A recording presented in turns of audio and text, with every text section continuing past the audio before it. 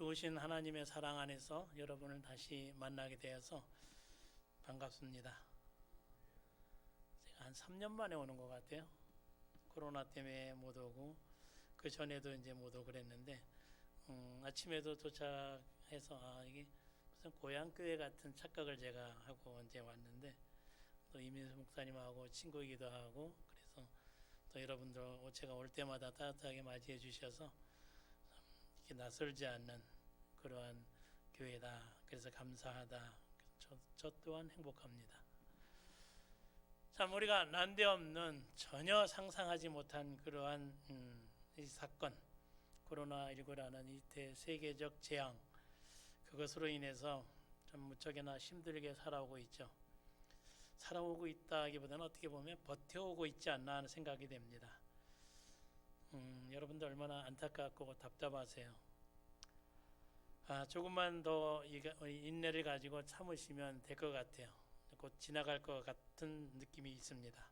언제인지 모르지만 소망을 가지고 하나님의 위로와 긍휼이 여러분 가정과 또 이 교회에 충만하기를 소망합니다. 제가 작년 1월 중순에 이제 여러 가지 일로 총회 노회도 있고 해서 시드니에 갔습니다. 한 2달 정도 계획하고 갔는데 2달이 10배가 돼서 2년이 됐습니다.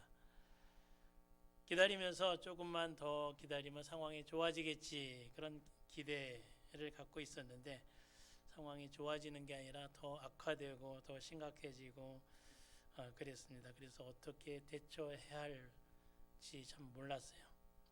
한국에 나오니까 그래도 좀 모든 것이 집회나 여러 가지 모든 것이 자유로운 그런 분위기인데 호주는 또 달라요.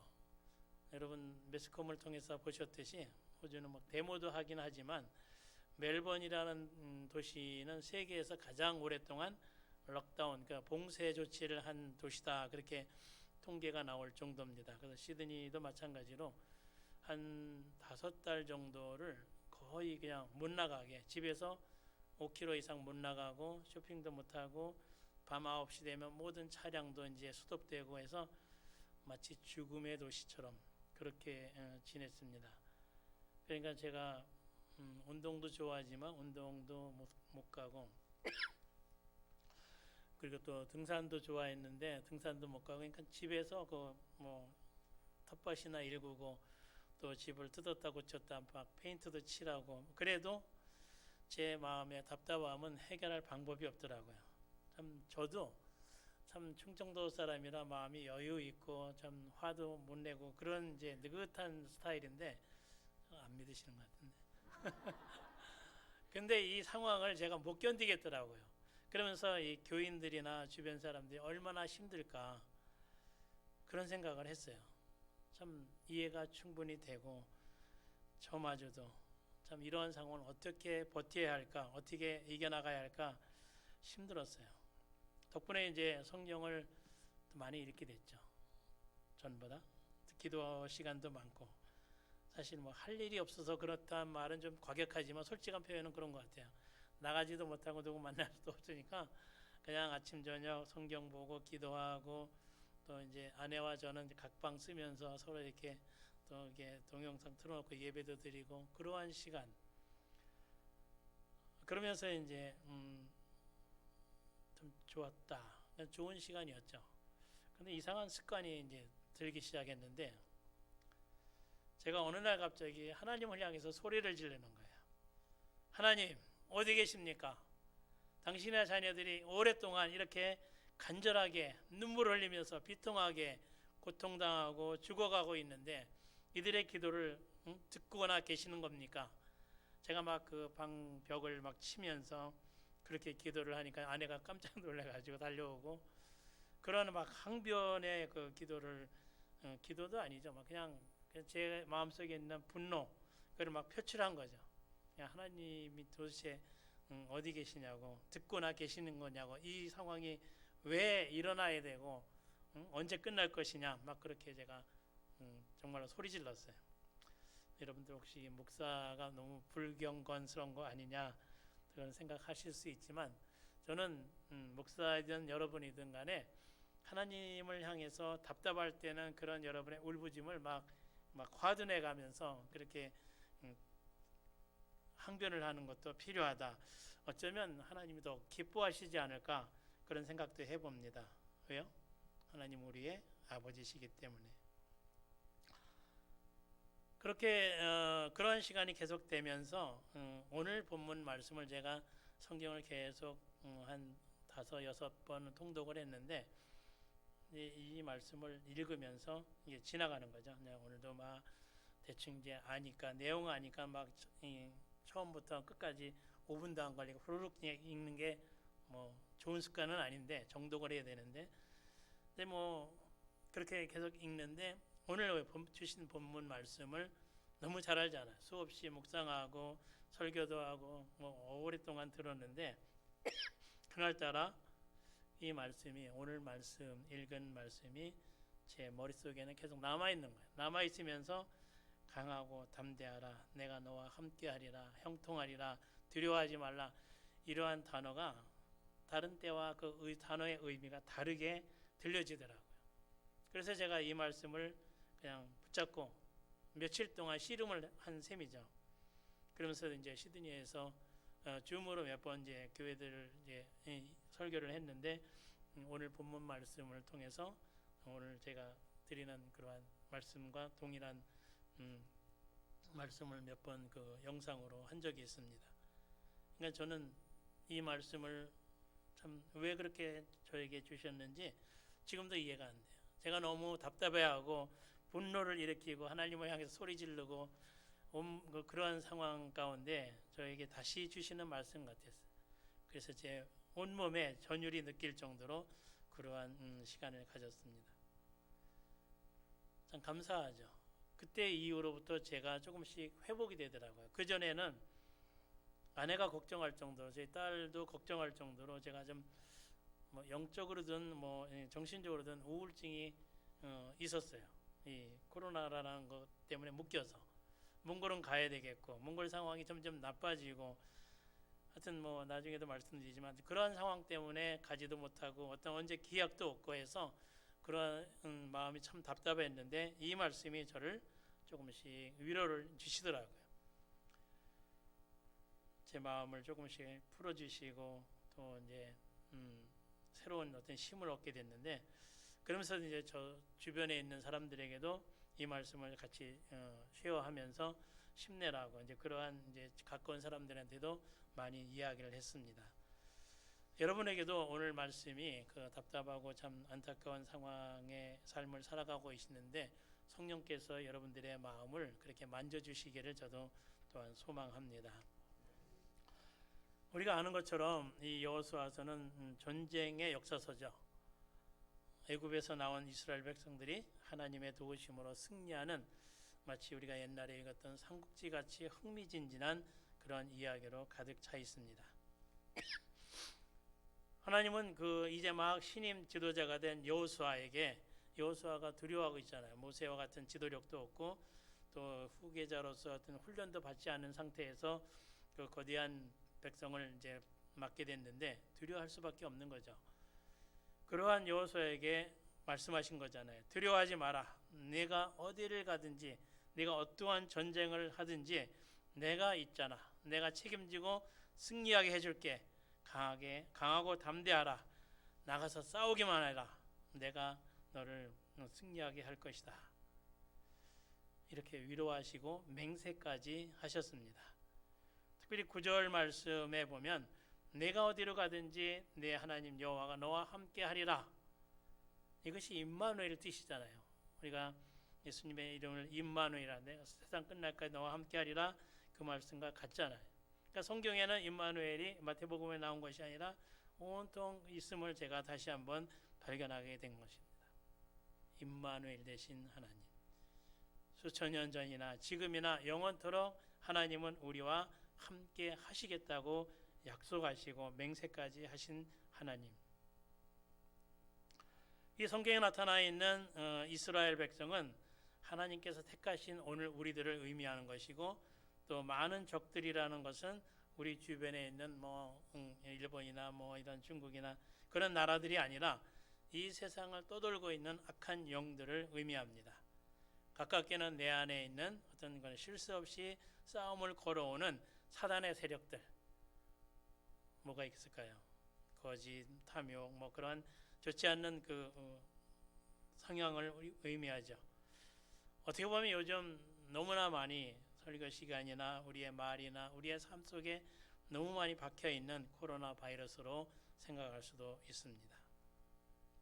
주님은 이 시간에도 코로나라는 이 거대한 재앙과 싸움에서 모두가 쓰러지고 지치고 절망의 늪에서 허덕이고 있는 우리에게 지금도 다가오셔서 이 순간에도 우리에게 성령의 검을 쥐어주시면서 그래, 힘들지, 두려워하지 마, 낙심하지 마, 내가 너와 함께 있는데 뭘 그렇게 걱정해, 이렇게 말씀하고 계심을 우리가 들을 수가 있습니다. 하나님께서, 전능하신 하나님께서, 세상을 창조하신 하나님께서 세상 끝날까지 우리와 함께 하시고 우리를 위해 싸우시고 쓰러지고 지치고 힘들어할 때마다 우리의 손을 잡아주시는 그러한 분이 우리의 주님이시라는 사실을 다시 한번 가슴에 깊이 인식하시기를 바랍니다. 그래서 우리는 노래처럼 행복한 것이죠. 여러분 경험하고 계시죠? 아멘이시죠? 선교사인 저로서 어떠한 이유에서든지 선교지를 떠나 있는 것은 휴식이 아니라 고통이다라는 사실을 제가 느껴보았습니다. 주위의 사람들은 하나님께서 지난 10년 동안 안식년을 갖지 않았으니까 긴 안식년을 주셨으니까 그렇게 마음껏 누려라 그렇게 말을 하지만 저에게는 위로가 되지 않았습니다. 아까 말씀드린 것처럼 우울증에 걸려서 친구들도 안 만나고 식욕도 없고 그래도 살은 여전히 쪄 있지만 하여튼 그러한 상황이죠. 들려오는 소식은 계속 뭐 수없이 이제 참 요청하는 물질이 없다, 누가 아프다, 누가 죽었다 그런 소식들만 들려오고 제가 할 수 있는 방법은 없고 참 너무나 안타깝더라고요. 나가지도 못하고 기약도 없고 또 호주에서 내보내지도 않고 참 이 상황을 어떻게 할 것인가. 많은 사람들이 정리해라 뭐 그런 말도 했는데 그럴 수 없죠. 결국 지루한 그러한 봉쇄 조치가 풀리고 지난 10월 말에 풀렸어요. 그래서 이제 대기하고 있다가 티켓도 끊고 또 이제 주변 사람들에게 갑니다. 이제 인사할 시간도 없었어요. 제가 첫 번째로 이제 풀리면서 나온 사람이기 때문에 사람들이 밤 12시까지 와서 인사하고 이제 그런 시간도 있었는데 그렇게 이제 티켓팅을 하고 나니까 제가 이 막혔던 이 숨이 이제 한숨이 나오더라고요. 숨통이 트인 거죠. 마치 새가 새장에 갇혀 있다가 문을 열어놓으니까 마음껏 천공을 향해서 날아가는 그러한 것처럼 제가 그러한 심정이었어요. 발걸음도 가벼워지고 온몸에 있는 묵은 찌꺼기가 다 빠져나가는 그런 느낌도 가졌고 에너지가 생기기 시작했습니다. 현재 몽골의 상태는 여러분들이 생각하는 것 이상으로 심각합니다. 한 80, 국민의 80%, 도시 울란바토르 도시의 뭐 8, 90%가 확진자다. 그 사람들은 워낙 건강하기 때문에 걸려도 잘 몰라요. 근데 약한 사람들은 그냥 걸려서 시름시름 앓다가 뭐 약 처방도 없고 병원도 없고 몽골 전체의 병원의 침대가 8만 개라고 그래요. 6만 개라고 그래요. 근데 환자는 8만 명, 10만 명, 뭐 병원에 가지 않는 환자들 그런 상황입니다. 그러니까 집에서 앓다가 그냥 세상을 떠난 사람들이 많아요. 작년 한 해만 해도 2,000명 이상 죽었다 그런 통계가 있습니다. 인구 비례에 보면 상당히 많은 거죠. 선교지가 몽골만 아니라 여타 뭐 인도나 뭐 아프리카나 말할 수 없이 다 똑같은 상황 같아요. 선교지라는 열악한 환경은 치료도 못 받고 어떤 의약품도 맞지 못하고 그렇게 고생하고 세상을 떠나는 거죠. 몽골에 있는 선교사들도 많이 감염됐죠. 어제 친구 누나이신 연세대 간호대학 학장이던 분이 이제 일찍 조기 은퇴해서 몽골에 와서 간호대학을 운영하고 계시는데 몸이 좋지 않아서 이제 인텐시브로 왔다 갔다 하는데 지난 10월 말인가요? 10월 달에 들어갔다가 2주 만에 부부가 걸려서 심각한 그러한 상황에 빠졌다. 그러면서 이제 저를 알기 때문에 영문관에 절대 들어오면 안 된다. 그런 전화까지 제가 받았습니다. 시드니에 있는 많은 사람들이 뭐 인사로 그러는지 몰라도 저보고 절대로 가면 안 된다. 그렇게 만류를 하더라고요. 여기 한국에 오니까 또 한국에 있는 처갓집 식구들마다 작정한 것처럼 그렇게 물이 좀 있으면 좋겠어요. 처갓집 식구들이 절대로 가면 안 된다. 가면 정신 나간 사람이다. 그렇게 얘기를 하더라고요.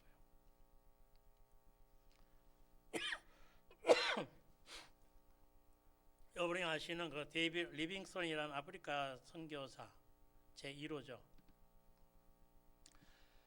복음의 씨앗을 그 아프리카에 뿌린 거대한 참 선교사, 제가 존경하는 그러한 분인데, 그분이 1813년 스코틀랜드에서 태어났죠. 가난하지만 열심히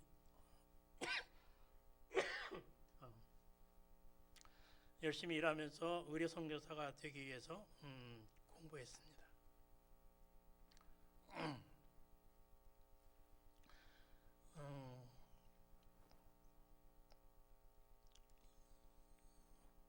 목이 잠기네.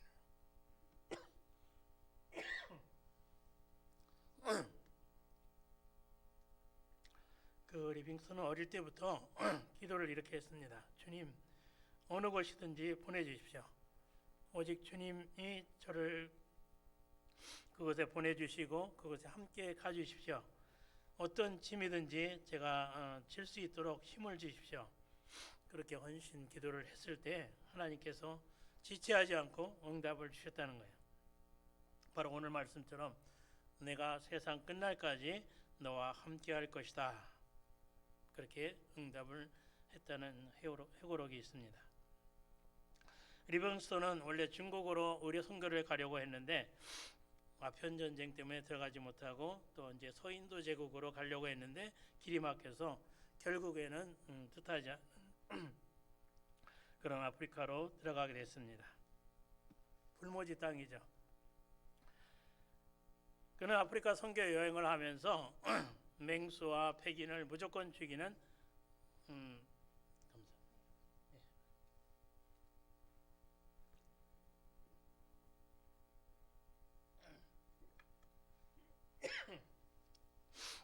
맹수와 그 백인을 죽이는 그 아프리카 사람들로 인해서 상당히 어려움을 당했죠. 한 번은 밀림에 들어가서 이제 들어갔는데 사자에게 리빙스톤이 어깨를 물린 거예요. 사자에게 어깨를 물렸다는 것은 곧 죽음이죠. 주변에 있는 사람들이 저 사람이 이제 죽었다. 그러면서 막 이제 수군거리고 있을 때 리빙스톤이 유명한 고백을 합니다. 우리가 너무나 잘 알고 있는 그러한 말이죠. 나는 사명을 다하기까지 결코 죽지 않는다. 들어본 말이죠. 주님이 자신에게 주신 그 사명이 온전히 이루기 전까지는 어떤 위협도 나를 무너뜨릴 수 없다는 믿음의 확신을 사람들에게 전했다는 말입니다. 그는 많은 사역의 열매를 맺고 병세가 악화돼서 호수 근처에 작은 오두막집에서 무릎 꿇고 기도하다가 주님의 부름을 받았습니다. 그의 60년 생애는 주님이 항상 함께 하셨고 복음을 위해 열정을 불태운 그런 선교사였습니다. 지난 2년 동안 제가 이 사람의 회고록도 읽으면서 제 마음에도 같은 마음이 생겼습니다. 저는 60세에 죽은 리빙스톤보다 더 나이가 많지만 이제 후반전을 하나님께서 주시는구나. 2년이라는 휴지기를 끝내고 이제는 출발하게 하시는구나. 그러면서 나에게 새로운 이 말씀을 주시면서 힘내라, 강하고 담대하라. 이제까지도 수고했지만 앞으로 더 힘내서 더 어려운 사람들을 돌보는 그러한 사역을 계속해라. 그런 말씀을 저에게 주신 거죠. 하나님께서 비자를 이제 지금 비자 작업 중에 있는데 비자를 주시고 건강을 주시면 저는 계속해서 이 길을 걸어갈 것입니다. 이번에도 조갓집 식구들이 이제 몇 번 모임이 있어서 모였는데 제가 이 얘기를 했더니 그냥 아무 소리가 없더라고요. 정신 나갔다는 거죠. 그래서 제가 그랬어요. 저는 선교사로 하나님께서 불러주시고 사명자이기 때문에 이 길을 포기할 수 없습니다. 조갓집 식구들은 몇 명 빼놓고는 다 교회를 안 다니거든요. 저보고 집시라고 그래요. 맞죠? 사명자의 일생은 절대로 망하지 않으리라 저는 확신합니다. 여러분도 마찬가지로 사명자입니다. 사명자를 위해서 기도하고 물질로 헌신하고 교회에서 열심히 수고하는 여러분도 마찬가지로 무릎으로 사명을 감당하고 있습니다. 저나 여러분이나 때로는 포기할 수 있고 뿌리칠 수 있고 때로는 타협하는 것이 지혜로운 삶으로 보이지만 하나님께서 우리를 지명해서 불러서 너는 내 아들이다. 너는 내 것이다. 말씀하시잖아요. 저나 여러분이나 하나님의 은혜로 구원을 받았잖아요. 이것이 행복이잖아요. 또한 주님의 종으로 부름을 받았기에 사명을 신실하게 감당하고자 합니다. 지난 2년 동안 제 마음속에 품은 것은 몽골의 운명이 나의 운명이 되고 저들의 아픔이 나의 아픔이 되게 하소서. 그런 기도를 제가 겁없이 했습니다. 왜 그런 기도를 했는지 저도 잘 모르겠어요. 여호수아 13장 1절에 보면 어떤 말씀이 있냐면 여호수아가 나이가 많아 늙음에 여호와께서 그에게 이르시되 너는 나이가 많아 늙었지만 얻을 땅이 매우 많이 남아 있도다. 그런 말씀이 있어요. 왜 이렇게 말씀이 저에게 가깝게 다가오는지 참 부담스럽더라고요. 하나님이 점점 가까이 오시면 부담스러워요, 사실은. 여러분들 기도하다가 어떤 그런 강한 힐링을 받으면 두렵지 않으세요? 이거 또 사명을 주실라나? 제가 그랬어요. 사명자로 선교사로 부름을 받았지만 이런 말씀이 점점 더 다가올 때마다 상당히 부담스럽더라고요. 너는 나이가 많아 늙었지만 얻을 땅이 매우 많이 남아있다. 아직도 할 일이 무궁무진하다. 걱정하지 말고 일할 준비나 해라. 아브라함이 75세에 부름을 받았죠. 모세는 80세, 갈렙은 85세. 갈렙이 85세. 그 할아버지가 참 말도 안 되는 이 목사님 설교하신 것처럼 말도 안 되는 말을 하죠. 이 산지를 내게 주소서. 여호와께서 나와 함께 하시면 내가 그들을 쫓아버릴 것입니다. 무슨 용기인지 만용인지 모르겠어요. 거기에 비하면 저는 아직도 청춘이잖아요. 제가 시드니에서 이러저러한 그런 영적인 훈련을 계속 다시 받으면서 혹시 건강에 문제가 있으면 핑계가 되지 않을까 해서 굉장히 건강 체크를 많이 했어요. 이해가 안 되죠. 그러니까 제 마음 한쪽에는 이 건강이 나쁘면 가지 않아도 되는 어떤 핑계 조건이 생긴다는 그런 마음이 있잖아요. 그런 게 작동했던 것 같아요. 물론 뭐 그 전적으로 그건 아니지만 그래서 MRI도 뭐 허리도 머리도 뭐 찍고 위 내시경 다 하고 온몸에 하여튼 할 수 있는 한에는 뭐 이렇게 건강 검진이 돈 내는 것도 있지만 무료가 많거든요. 그래서 다 했는데 아무 이상이 없어요. 좀 섭섭하기도 하더라고요. 그래서 이제는 건강 문제로 인해서 하나님 앞에 어떤 핑계 댈 것이 없어졌어요. 나이도 마찬가지죠. 갈렙은 85세에 이 산지를 달라고 했는데 이제 60 간 넘은 제가 말할 수 없잖아요.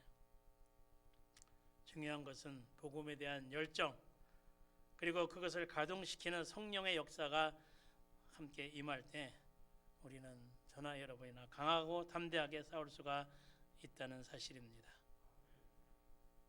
주님은 저에게 너는 내 인생의 황혼역에 몽골 광야에서 모래바람 뒤집어 쓰면서 싸울 능력이 없지만 조금 더 염려하지 마라. 내가 너와 함께 갈 것이다. 지난 10년 동안도 너와 함께 하지 않았느냐. 조금 더 두려워하지 마라. 왜 이런 사인을 또 주셨는지 몰라요. 제 마음속에 계속 그런 마음이 맴돌더라고요. 사람들에게 다 일일이 말을 하지 않았지만 저와 하나님과의 관계에서 너무나 많은 긴 시간 동안 이러한 말씀 앞에서 기도의 묵상 가운데 하나님과 씨름하는 그런 야곱이 역복강에서 전사와 씨름하는 것 같은 그런 시간을 지냈습니다. 몽골 사역이 어떤 개인의 부귀와 영화를 위한 것이라면 주님은 홀로 내버려 두시겠죠. 저를 홀로 내버려 두시겠죠. 그러나 그것이 아니라 하나님의 영광을 위한 일이기 때문에 하나님은 결코 저를 그 영원한 가치를 저버리지 않도록 저를 붙들어 주셔야 저는 그런 확신이 생겼습니다. 제가 가장 힘들었던 부분은 많이 있었지만 사역자들과 계속 통화를 하면서 노숙자들 제가 돌보는 한 5, 60명 되는 그러한 사람들이 코로나에 걸려서 죽고 있다, 죽었다 계속 그러한 보도 전화가 오는 거예요. 참 기억하면서 그 친구가 그 친구지. 그러면서 제 마음이 힘들더라고요. 그 노숙자들은 제가 10년 동안 제가 돌보던 제 곁에서 맴돌고 있는 교인들이고 또 내 친구들이죠. 그런 사람들을 위해서 제가 오랫동안 밥도 끓여주고 용돈도 주고 옷도 주고 제가 할 수 있는 큰 것은 아니지만 사랑할 수 있는 방법은 다 해봤습니다. 근데 그런 사람들이 거리도 못 나오고 이제 그 매뉴얼 밑에서 그냥 앓다가 집단 감염이 돼서 죽어가고 있다. 그런 말을 들을 때마다 제 마음은 무겁다고 말을 표현하기가 단어가 안 맞는 것 같아요. 그래서 점점 더 식사의 어떤 식욕도 떨어지고 그래서 아마 제 마음이 더 힘들었던 것 같아요. 상황이 악화되니까 메마른 빵 한 조각 얻어먹지 못하고 처참하게 저렇게 땅굴 밑에서 마치 두더지처럼 죽어가는 그런 친구들을 생각할 때 너무 마음이 힘들었죠. 사역자들도 그렇고 또 제가 살고 있는 그 집이 월세인데 계속 고장이 나는 거예요. 배관이 참 문제인데 그 뜨거운 물 배수 그 파이프가 터졌다. 화장실에서 해서 밑에 집으로 1층까지 3층인데 1층까지 물이 샜다. 그러면서 막 그 한국 사람 어디 갔냐 돈 받아야 된다 막 그런 전화도 많이 오고 이제 그러한 여러 가지 많은 힘든 것도 있지만 그 노숙자들이 이제 그렇게 하나씩 떠나고 있다는 것 참 너무나 가슴이 아프더라고요. 그 사람들은 일주일에 한 번, 두 번 이렇게 난로를 펴놓고 계류해서 같이 밥도 나눠 먹고 또 일주일 동안 일어났던 이야기들을 서로 나누면서 그렇게 힘없이 서로를 바라보는 그러한 시간을 갖는 것이 행복이었는데 그것을 못하고 세상을 떠난다는 것 저에게는 참 쉽지 않은 일이죠. 그러면서도 희망은 물이 변해서 포도주가 되는 그런 기적처럼 삶의 희망이 전혀 없는 노숙자들에게 또 아직도 기독교에 대해서 낯설어하는 그러한 몽골인들에게 하나님이 함께 하시면 하나님의 놀라운 역사가 일어나리라 저는 확신하며 들어가게 됩니다. 여러분도 아시는 것처럼 몽골에는 지금 그 사막이 점점 변해서 산이 되고 있어요. 녹색 혁명이다 그렇게 이제 표현하고 있는데 녹색 한류다 그런 말도 합니다. 한국 사람들이 한 20년 전부터 이렇게 묘목을 계속 심었어요. 그래서 그 심는데 처음에는 생존율이 3%도 안 됐어요. 심어놓고 오니까 다 관리도 안 하니까 죽게 되는데 그러한 실패를 계속 거듭 경험하면서 이래서는 안 되겠다 해서 이제 사람들도 고용해서 그래서 물도 주고 이제 관리하게 해서 지금은 이제 점점 더 이렇게 녹색을 보게 되는 한국 사람들이 이제 그 미세먼지가 날라오는 것을 방지하기 위해서 시작한 사업이 지금은 세계를 놀라게 하고 있습니다. 그런 것을 제가 보면서 희망을 갖게 되는 거죠. 현재는 눈에 보이는 어떤 그러한 업적이 없지만 저 같은 선교사 부족하지만 그 한 영혼이라도 하나님의 사랑을 그들에게 전할 때, 하나님의 사랑으로 빵 한 조각을 줄 때, 그 씨앗으로 그들이 이제는 조그만 텃밭이 되고 조그만 초원이 되고 이제 머지않아 큰 산이 되는 날이 오리라. 저는 그 희망을 갖고 들어가게 됩니다.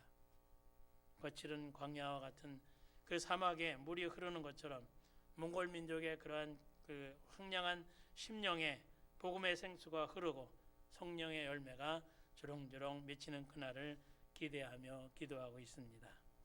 여러분 교회도 그렇게 기도해 주시기를 간절히 부탁을 드립니다.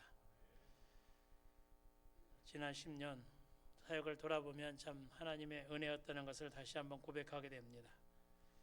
이제까지 하나님께서 놀라운 은혜, 참 그러한 것을 주신 것으로 인해서 제가 선교 사역을 감당하고 있습니다. 저는 아직도 어떤 파송 선교사가 뚜렷하게 있는 건 아닙니다.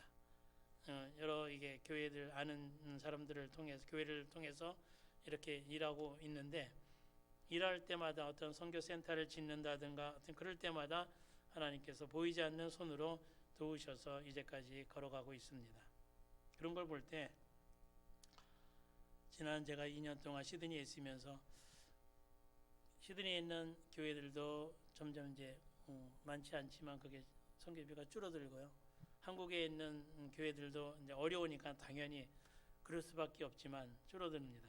그래서 전부 다 많이 힘들어졌죠. 그러면 그만둬야 되는 거 아닌가 생각을 하죠. 그러나 그것은 절대로 이유가 될 수가 없는 거죠. 이제까지 하나님께서 보이지 않는 손길로 은혜로 허락해 주셨기 때문에 앞으로도 그렇게 될 것이다.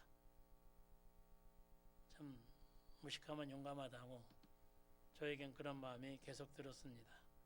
저희 딸도 어느 날 그 사위랑 같이 와서 아버님 계속 이렇게 어렵게 가실 겁니까? 딸이 하나밖에 없는데 놓고 이렇게 가시면 어떻게 합니까? 사위가 울먹울먹하면서 이야기를 하더라고요. 내가 똑같은 얘기했어요. 지난 10년도 아무것도 없는 상황에서 시작했는데 지금까지 잘 왔다. 걱정하지 마라. 그렇게 위로를 했는데, 그러면서도 제가 또 이 말씀을 또 9절 말씀을 또 읽었어요. 그 사위의 딸하고 얘기해 줬어요. 강하고 담대하라. 두려워하지 마라. 하나님이 너와 함께하리라. 너희도 그 믿음을 가져라. 임마누엘 되신 하나님, 우리 주님이시죠. 이스라엘 백성이 제대로 된 무기 하나 없이 그 많은 적군들과 싸울 때 하나님이 직접 대장이 되셔서 싸웠기에 승리한 것처럼 우리의 걸음, 저나 여러분이나 똑같은 걸음인데 그러한 걸음에서 하나님을 강력한 무기로 삼고 싸울 때 백전백승하게 되리라 저는 믿습니다. 사랑하는 홍천중학교의 성도 여러분, 제 이 코로나 재앙이 쓰나미처럼 우리에게 계속적으로 우리의 삶을 뒤덮고 있고 언제 끝날지 모르지만 두려워하지 마시기 바랍니다. 아침 설교도 또 저도 마찬가지로 하나님이 함께 하시면 어떠한 풍랑도 우리는 힘들지 않게 이겨나갈 수 있다 저는 믿습니다. 우리가 성경에 있는 것처럼 제자들이 갈릴리 바다를 지나갈 때 풍랑 때문에 다 죽을 것 같은 그런 상황에서 예수님이 주무시는 것을 깨워서 왜 우리를 내버려두냐 이렇게 한탄을 한 거, 그러나 예수님이 일어나셔서 잠잠하라 그랬을 때 조용해진 것처럼 우리가 이러한 항해, 참 어려운 항해를 하고 있는 이 상황, 언젠간 주무시고 계신 듯한 그 예수님이 일어나셔서 잠잠하라 한마디만 하시면 이 모든 재앙은 끝나리라 믿습니다. 이것을 위해서 올해에도 주님은 임마누엘로 함께 오셨고 앞으로도 계속 함께 하리라 믿습니다. 로마 식민지 학정으로 굶주리는 이스라엘 백성들, 그들과 함께 하시려고 2000년 전에 오셨고 오늘 우리의 삶에 오셔서 임마누엘 임마누엘 오늘도 수없이 우리에게 외치고 계십니다. 우리와 함께 하시기 위해서. 함께 하신다 이 단어 앞에 여러분들에게 부탁하고 싶은 것은, 오늘 우리 주변에 많은 코로나 환자로 고통당하는 사람이 있죠. 또 세상을 떠난 이웃도 있고 또 경제적 손실, 파업, 뭐 여러 가지 정신적 고통, 그런 이웃들이 많이 있다고 저는 봅니다. 사실 많이 있죠. 이런 때일수록 그들과 함께 하면서 위로와 격려하는 것 필요한 일이라 저는 봅니다. 하나님은 우리와 함께 하신 것처럼 우리도 그 어려운 자들과 함께 함으로써 하나님의 사랑을 전하는 것 좋은 기회가 아닌가 생각이 됩니다. 많은 사람들이 어깨가 축 처져서 힘들어하고 있을 때 그 어깨를 붙잡고 이렇게 세워지면서 힘내, 우리 함께 이겨보자 그러면서 함께 식사도 하고 위로의 말을 하면 그들이 얼마나 힘을 얻겠는가. 이것이 진정한 성탄절의 본질이고 기독교적 세계관이고 또한 선교적 신앙이다. 저는 그렇게 믿습니다. 지금은 코로나로 인해서 마치 이 방탄벽처럼 사방이 막혀 있지만 하늘을 보면 다 뚫려 있잖아요. 하나님을 향한 소망의 길은 그 어느 것도 우리를 막을 수가 없잖아요. 여러분 다시 힘내시고 임마누엘 되신 주님을 굳게 붙잡고 일어서시기를 바랍니다.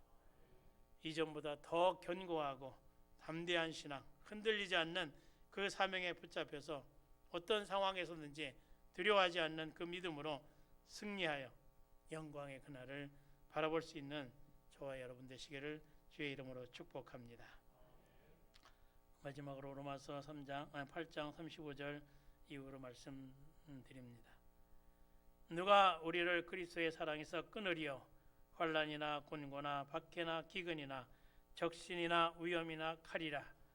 38절 내가 확신하노니 사망이나 생명이나 천사들이나 권세자들이나 현재 일이나 장래 일이나 능력이나 높음이나 깊음이나 다른 어떤 피조물이라도 우리를 우리 주 예수 그리스도 안에서 있는 하나님의 사랑에서 결코 끊을 수 없으리라.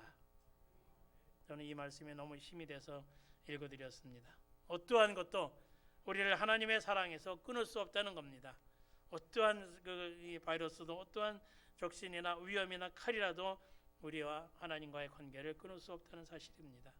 어렵지만 더 힘내서 주님과 함께 동행하는 복된 여러분 되시기를 마지막으로 부탁드리며 기도하겠습니다.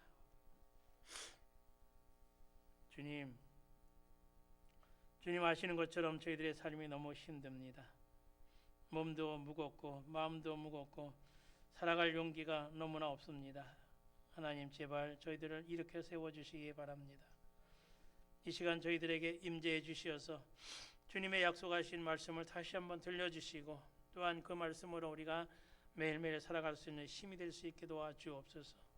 세상 끝날까지 내가 너와 함께 하시겠다고 성경 곳곳에 말씀하신 그 약속이 성경의 말씀으로 끝나는 것이 아니라 오늘 나에게 아버지 우리의 심령에게 깊이 박힌 못처럼 그렇게 들려지게 도와주시옵소서. 지난 2000년 동안 함께 하신 주님 이제 앞으로의 모든 삶 가운데도 저희들과 함께 하시라 믿습니다. 없는 중에도 있게 하시고 어려운 가운데도 이렇게 세워주시고 돌아보면 다 하나님의 은혜이고 감사의 조건이고 행복의 조건들입니다. 임마누엘 되신 주님 이번 성탄절을 통해서 새로운 소망을 품게 하시고 새 심령의 아기 예수의 울음이 우리 심령 가운데 들려지게 도와주시옵소서.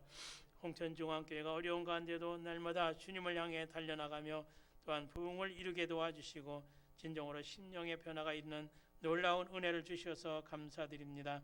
주님 오시는 그날까지 이 교회가 주신 이 사명을 아름답게 감당하며 많은 열매가 있게 주님께서 축복해 주시옵소서. 감사드리며 예수님의 이름으로 기도합니다.